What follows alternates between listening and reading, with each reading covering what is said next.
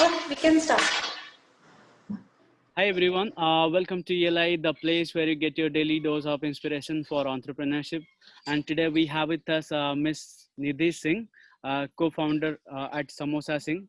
Nidhi started Samosa Singh with her co-founder in 2016. Hi Nidhi, welcome to ELI. Thanks, Priya. Pleasure to be here. Nidhi, I would request you to introduce yourself to our audience. Sure.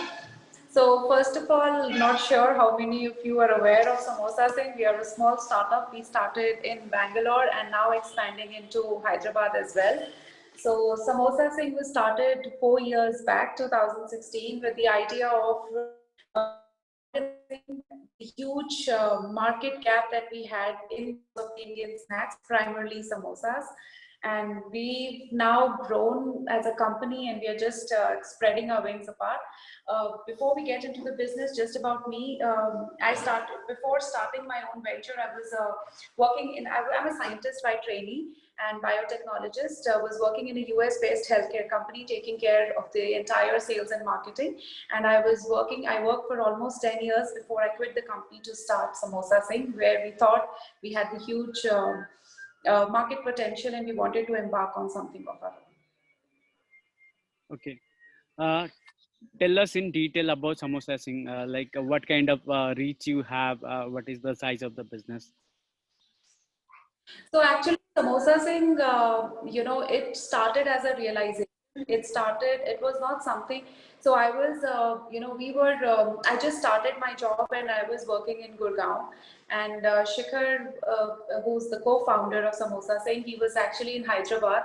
And we always had thought that samosa is a product which is primarily a North Indian product. But when we, moved to South, with work and other things, we realized that this market, which is Bangalore and Hyderabad, is as privy to samosa as it is the North Indian market. Because samosa is a brand everywhere. People love this product. This product is a brand in itself. This product needs no introduction. So wherever we would go, we would go to movies, multiplex. Now, even if you go to a single theater hall or you go to a gold class multiplex, anywhere you go, samosa is going to be a part of the menu. You visit, you travel by train or you travel by bus or you travel by airlines. Again, samosa is going to be a part of the food that they offer there. Anywhere, be it like a small cafe shop or be it like a big cafe chain or anywhere, again, samosa is going to be a part of the menu. So this one product would always be present everywhere. And being such a hero product, being referred to as an international snack, yet there was no organized player. There was no one such company which would just be dealing with samosas. There could be a lot of sweet meat shops like we have of the kinds of Haldirams and Bikaner Walas, which do make samosas, but not as one of their co-product. We saw that this product is everyone's favorite. However, it's very local, it's very unorganized. We're not even sure about the hygiene factor. And we saw, the unmet need that why don't we tap into it? Because, it's going to be a huge potential. This is one product where every party is considered incomplete without a samosa, right? If you don't have samosa as a menu on any party, it's considered completely an incomplete party. So assuming all those things, where do we start? And we had very, very small, humble beginnings. We were in Hyderabad, we were in Bangalore, we just shifted here and we thought, why don't we give it a try? Because Bangalore is a market which is a mix of all the people here. It's an IT base. We have people from all the parts of the world actually who would come here. And so we thought, why don't we start here? So all the avenues that I mentioned, which is multiplexes, airlines, and cafes, plus small shops here and there. We started our business with all those avenues, and that's how Samosa Singh has grown. Now we have our presence in multiple avenues, but when we started in all those things where we realized that samosa is already a part of the menu, but they needed something which is more consistent in quality and something which could be, served to them in a better way. Okay. Nidhi, every business is for profit, but also simultaneously, every business solves one particular problem in the society. So if I may ask you, what is that one problem you are solving for our society? See, to be very honest, Priya, I understand that every business, this is a pure business, okay? This is a business where we saw the unmet need and we're just trying to tap it. And I don't know if it's a real problem in the society, I mean, the problem per se, but I know that there is a unmet need here. When it's about, of all the snacks that we have, samosa is the only product which has been conferred the title of an international snack. When you see about Indian snacking, our palate actually has a taste and the belongingness for the Indian cuisines, the Indian taste, be it the pakoras, the samosas, the samosa chaat, tikki, and all those Indian street foods.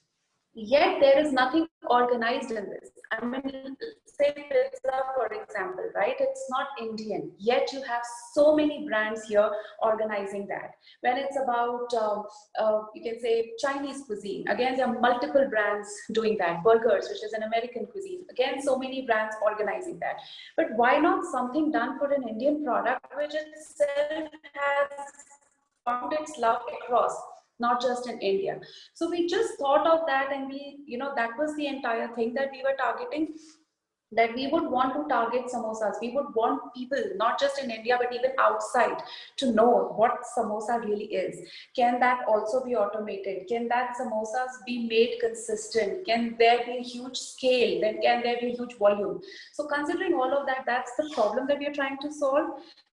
It may not have that much of a socio-economic impact, but certainly this is one thing which is now resonating a lot with the audiences. One of my initial days, when we were at one of our outlets, one of the customers always used to come and tell me, I wish Samosa Singh was in my college days.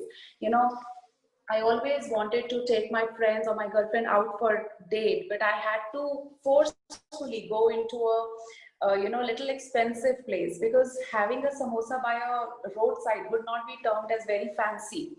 It would not be like a typical date, but having a small cute counter here for me to be able to come and sit with my friends and having the samosas, which do, in a more economical, in a pocket friendly way, has actually changed. And I wish it was there when I was studying. So those kinds of things, that's what we relate to. Why always going into a joint which is too expensive? Why not have something which is so much Indianized, something that we've always grown up eating? Okay, that brings me to a very interesting question, Nidhi.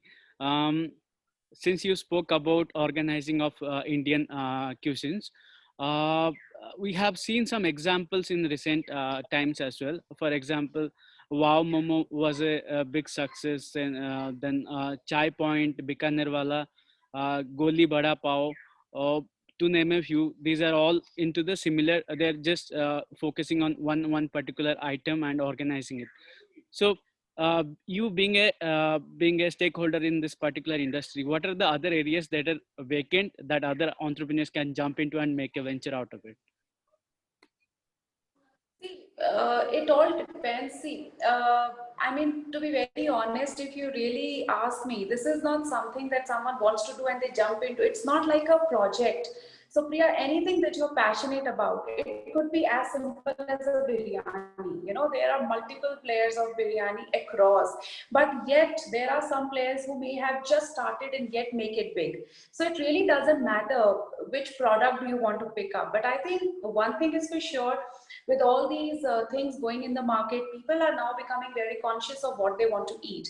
People would want to understand how the product is made, from where is it made, and everything. There are certain impulse choices that we need to cater for the people. So it depends. The entrepreneurs or the people who would want to embark onto this entrepreneurial journey have for themselves need to figure out what exactly is their passion, what would they want to follow.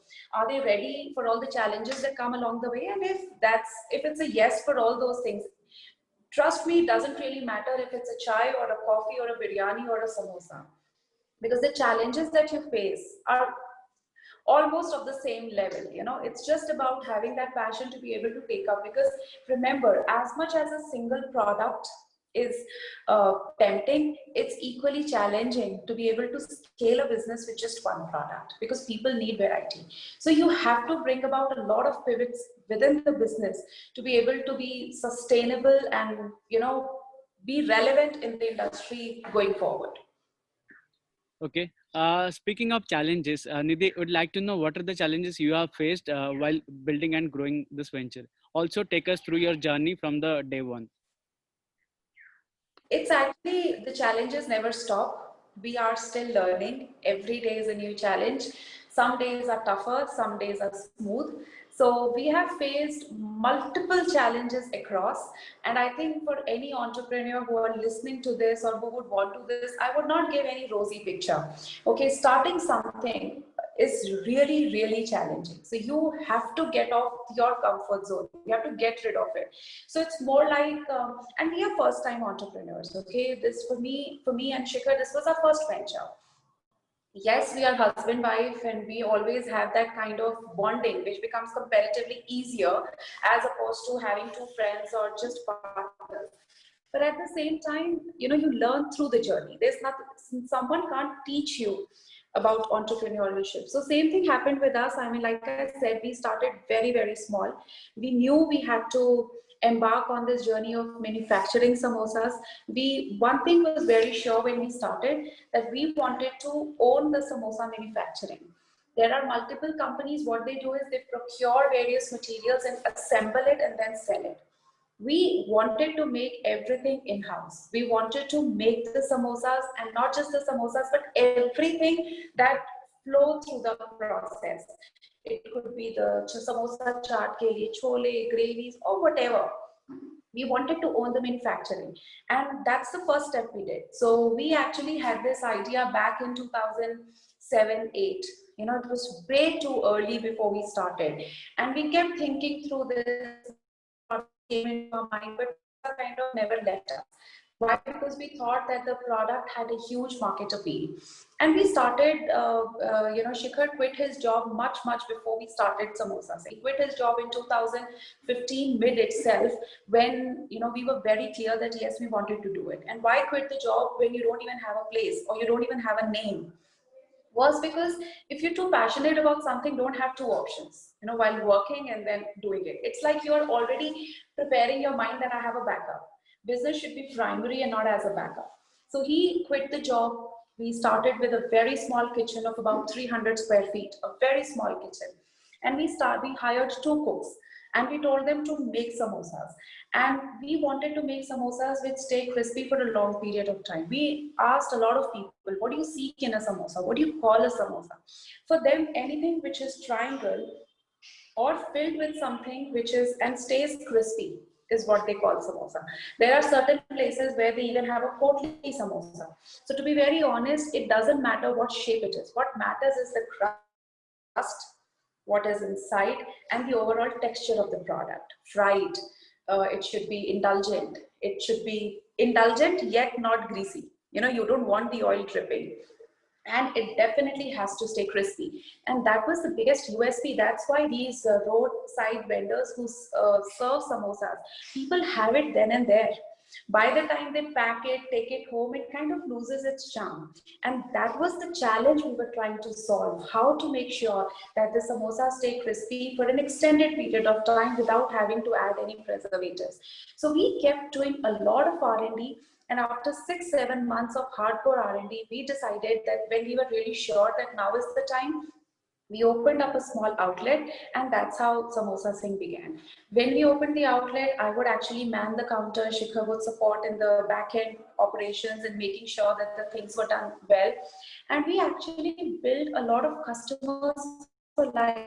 I mean, customers are still our loyal customers. We keep hearing back from them. Every single comment or improvement or suggestion what we received, we went through it, we incorporated it, because at the end of the day, you're not making samosas for yourself.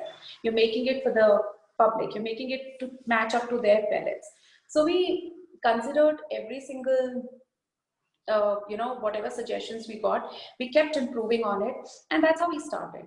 Multiple challenges were there. I mean, challenges are of the order of, like, when I started, we started very small, like I said. And one of the customers, I remember, he came, and while he was eating, he said, "Oh, I love these samosas. I wish I could get them in my office." I immediately went to him. I said, "Which office do you work in? You let me know. I'll come and see if, we can serve you." And that's how we got our first order. We got our first order of our manufacturing capability was 250 samosas in a day. And we were just 3 months into the business. And I got the first order of 4,000 samosas a day. They wanted it just once in a week, but that was the first order. Now forget about making 4,000 samosas. We didn't even have a space to actually be able to store 4,000 samosas. And I just put all my energy, all my thoughts in making sure I get this client. And Priya, like you said, the first question I asked Shikhar was, if I get this client, will we be rich? He said, this particular business, if you get us, we'll actually will not be rich, but at least we'll have the capability as a company to be able to make thousands of samosas, because it's very easy. It sounds easy that 1,000 samosas can be made. It's not that easy. It certainly isn't easy. The quickest an employee or any person can make the samosas within a particular day. He cannot make more. Such a huge, make sure the quality is consistent, and making 4,000 samosas were not easy. We still kept thinking, do we take this order or we let it go? We put our entire energy, and obviously I knew that there is a high possibility we get this order, and we just prepped ourselves for the back end to be able to ready. A 300 square feet kitchen would not be able to suffice. And the biggest challenge any new startup faces, at least we faced, was no one wants to give you the first chance. Any company you approach, the first question would be, do you have experience? Have you served such a big order before? Oh, you haven't. So sorry, we can't give you the first chance. Why don't you come to us a little later? So even though people support startup, but there's always a hiccup associated with being the first one to give you that chance. It took us a lot of time to get that first big client. We had to, get to that thing. But thankfully, when we were ready at the back end. At that time, we didn't want to raise money because we were just too new. We just had a big order in pipeline. And what we did was we just put our own money, plus we sold our home, which we had just bought a few months ago. So we bought a home a few months ago. We shifted it on the same night, and we sold it the next night. So unfortunately, Shikhar and I just spent a night there, but I think we don't regret it. That was our decision, and it just came impromptu because at that point in time, we were too passionate about, we actually are still too passionate about setting up the business and scaling it up. So we were ready, and with that money, we created a small shed kitchen. So basically, we were ready, and when the client came, the client gave us a double challenge. They wanted just 4,000 samosas, but they gave us the order of 8,000 because they wanted to double test us. And they gave us just a week's time to be able to cater. So thankfully, we were ready at the back end. We kind of gauged this thing, and we successfully catered to that client. So, yeah, and obviously it wasn't easy. That's when we realized how important it is to have automation in place, because that's how you do. And touch wood, but that business truly made our capability from directly to 250 samosas to 4,000 or 8,000 samosas a day. And as on today, we have the capability of rolling out 1 lakh samosas per day. Was an interesting journey, Nidhi, I must tell you. I have many more questions, but due to shortage of time, I'll just sink it to one. Tell us what you can advise to young entrepreneurs on how they can get started, just like you did. See, I think one thing which I always feel is, don't wait for the right time. At least Shikhar and I did that. I mean, we kept thinking that, should we start now or should we give it some more time? Should we have some more money? Should we make a more savings and then put it in the business? To be very honest, no time is the right time. When you yourself feel that you're ready, just go for it. A lot of people ask me, if there would be another chance, what thing would you have done differently? The only thing I feel I could have done differently is started a bit early. I mean, this is one thing, because we actually gave in a lot of thought process and lots of thought process to actually embark on it. It's important to think through the business, but at the same time, I mean, no time the right time? The right time is when you just think about going into it and you just go for it. So that's my piece of advice I would want to give. And to be very honest, Priya, we are still learning, we are still evolving. Every single day, like I said, brings about new challenges. We've never been into food, and there are certain challenges like you can't even change a vendor. For example, there was another instance where the person from whom we used to procure maida, he changed the brand of the maida without even intimating us. And that one slight change, though may seem irrelevant, actually made us the entire batch of production fail. Because every particular maida has a different porosity, has a different, their specifications. So that's when we realize that when you start, know every single thing you have to be very careful about. So we've been still learning. We just earlier it was just two of us. Now we've built a small team. We've shifted into a better office. We work out of our factory still, but every day we're learning and we're evolving and we're trying to make new mistakes each time. That was a scientific way to make samosas. I must tell you, it was a pleasure to host you. And thanks for your time. Nidhi. Best wishes for samosa scene. No, thank you so much. And do let me know whenever you are in Bangalore, or any of your subscribers, if they are in Bangalore. I would love to pass on my coordinates, and we would love to host them with samosas, because being in a food company, that's the best thing we can do. We can send across our samosas to people in Bangalore and Hyderabad. Absolutely. Listeners, you want to order some samosas, you can connect with Nidhi on LinkedIn by typing Nidhi Sings. That is it for today's episode. We'll be back with another exciting entrepreneur. Stay tuned to ELI.